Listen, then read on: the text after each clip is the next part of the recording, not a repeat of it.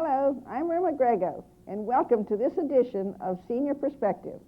Students at the Peters Township Middle School got an idea of what it was like for immigrants entering America through Ellis Island. The event, held only once every 4 years, was called Heritage Day. Let's go back in time and go through the halls of Ellis Island. Cindy? We're here. We've basically been planning this since about last April. This is the second Heritage Day that we've done. We did one in 1990. And this is wholly done by the staff and the community and the PTA volunteers. We could not have done it without any of those ingredients. It essentially is an experience for the children to go through the processing of Ellis Island as an immigrant, as a grandparents may have gone through. And they go through Interpol questioning, where they must answer questions about their behavior and about their intended place of residence. They go through medical testing, where they're tested for head lice, they're tested for given eye exams. They are then taken from medical testing straight to the cafeteria, where they go through a job skills station, and they must learn different things like folding sheets or weaving or braiding or sorting or alphabetizing or reading maps. They go from job skills directly to a language barrier station, where they must answer questions from a job application in a foreign language. No English is spoken, and they have to realize what their ancestors went through in terms of a language barrier. They then go to the LGI, where they will be listening to the video presentation that was originally done by Mrs. Kuhn and Mr. Sutherland in the 1990 Heritage Day that we did. After that, our atmosphere lightens up a bit, because all of our immigration officers lighten up somewhat. We're kind of tough on them in the first half of the day, so they realize what their ancestors overcame. And then the second half of the day is basically shared with a Polish reception, for a Polish wedding reception.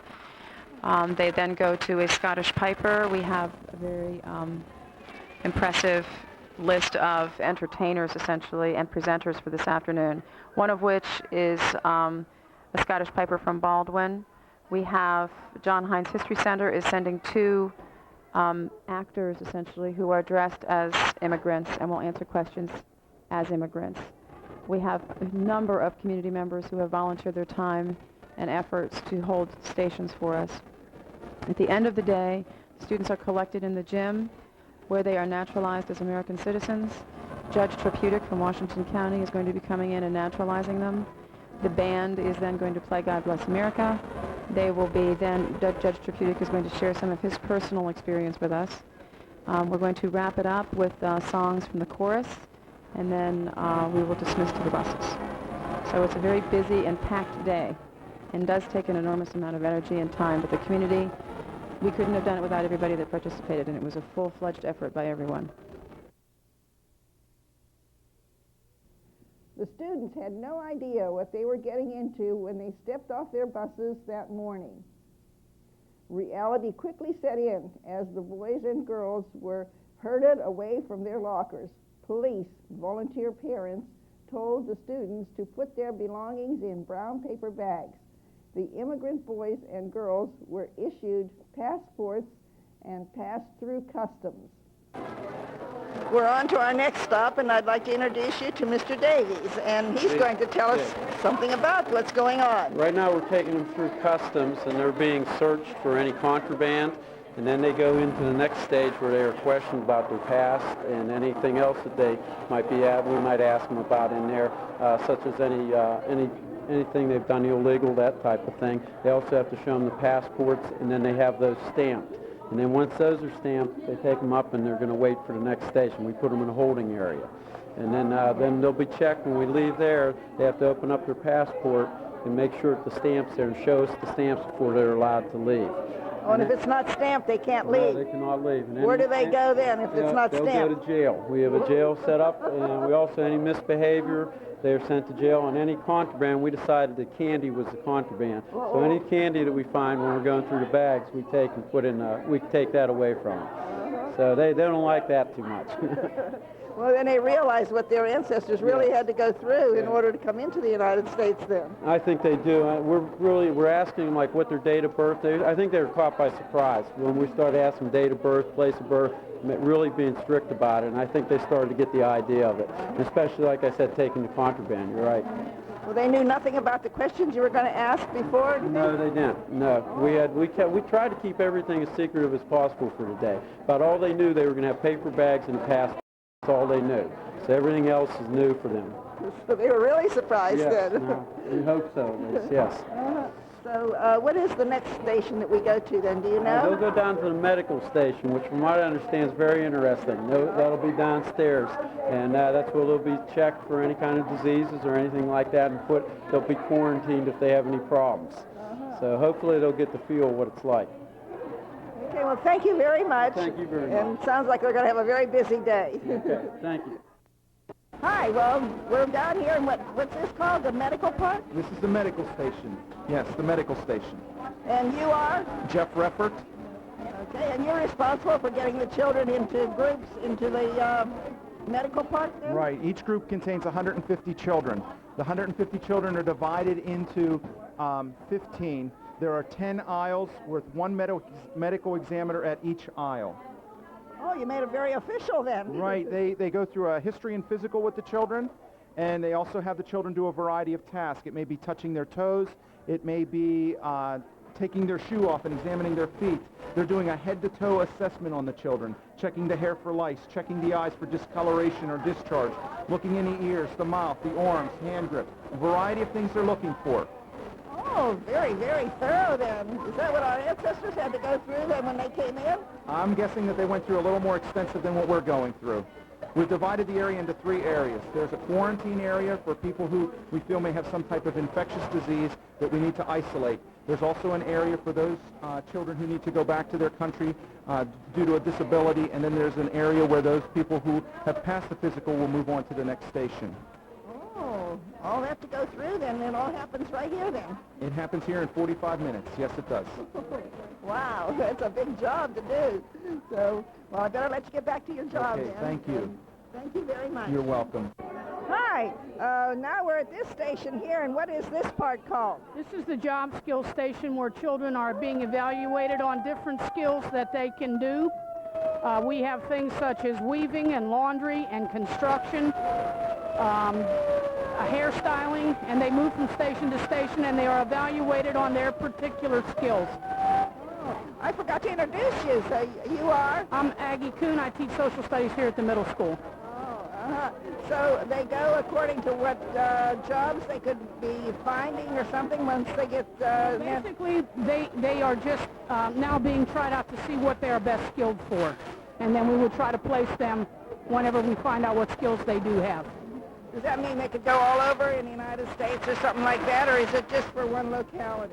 Well, basically, it's just a jobs interview to see if they have skills enough to support themselves. Oh, in order to stay here in the United Right, States that then? is correct. Oh, Okay.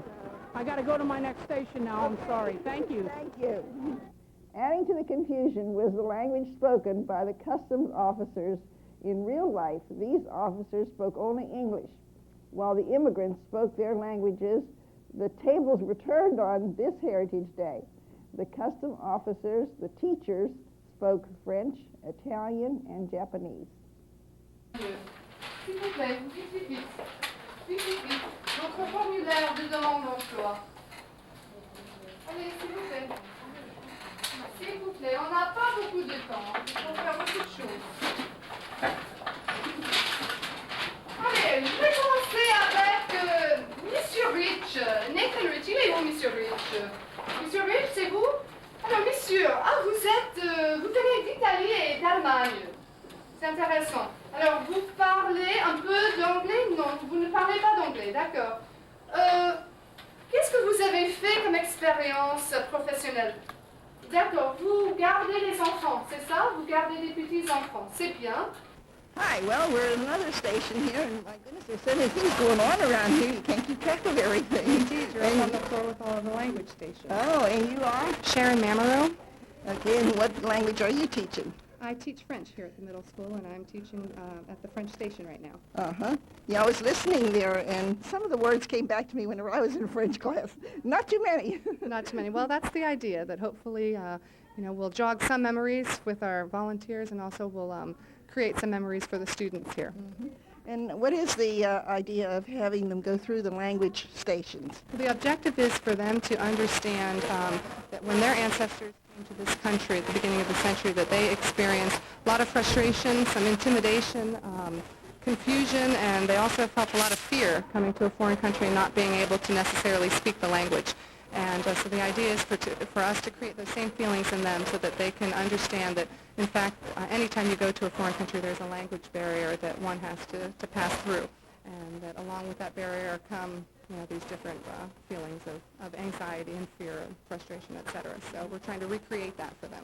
Well, in order to make it a little easier when they came over then, they would put them into the languages that from the countries they came from? Was that the idea? Not necessarily. What we're trying to do here is just create a feeling of frustration, a feeling of, hey, you're in this new country and you're going to have to figure out how to fill out a job application, and you're going to have to figure out what the word name is and what the word address means and how to do these certain things, and you do that through, through basically just trial and error and following, others. And yeah, well, I know a lot of people were probably very young when they came over too. I know my dad came over from Italy when he was 8, so that would be quite an experience, and to be so young and to be uprooted from your country and everything into a new country. Exactly. That's the point we're trying to make with these kids, because of course they're a little bit younger than what the age of most of the immigrants were when they came here. But we're trying to impress that point upon them, that it would not be an easy task at all for them to just arrive in a foreign country and suddenly have to try to find work and learn a new language and become part of a new culture. Mm-hmm. Well, I know that I've seen a lot of things here today, and you people have really done a fantastic job. So thank you. Bienvenue. Et merci. Merci. Je vous en prie. Au revoir. Au revoir. The students entered the gym through an arch made of more than 60 flags from different nations. Once inside, they were given the oath of citizenship by Washington County Common Pleas Judge Thomas Terputic. And you have come over as immigrants, and you are citizens of another nation. And now you're going to become a citizen of the United States of America. And I'm going to give you the oath of office to assure that you're properly installed as a solid American citizen. So if you'll all rise, please, and raise your right hand. Not the left hand, the right hand.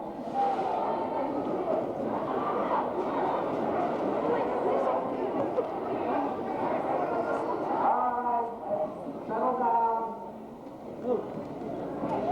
All right, listen to the oath now, ladies and gentlemen.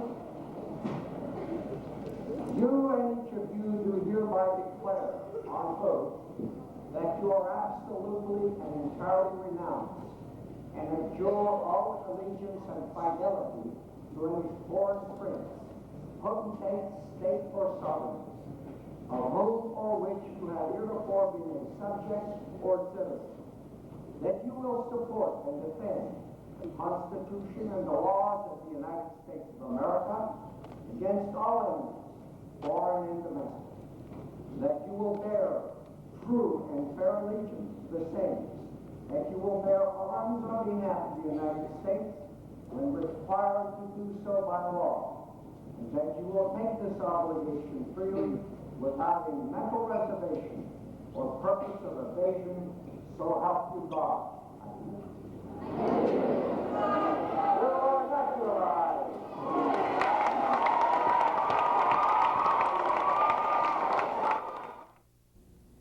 This is a once-in-a-lifetime experience that will stay in the minds of these young people for a long time. We hope they will not forget their heritage. We would also like to thank all the parents, the teachers, and especially the students for a wonderful day. Well, this is Erma Grego, and we will see you next time on Senior Perspective.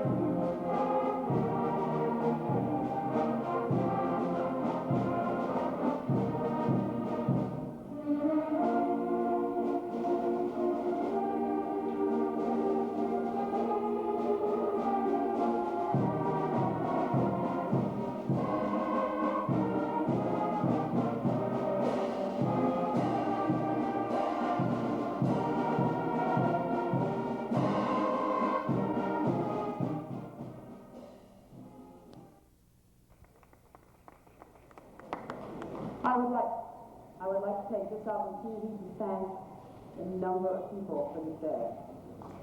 Number one, I would like to thank Peters Township School District. I would like to thank McDonald's Corporation for helping us finance this day.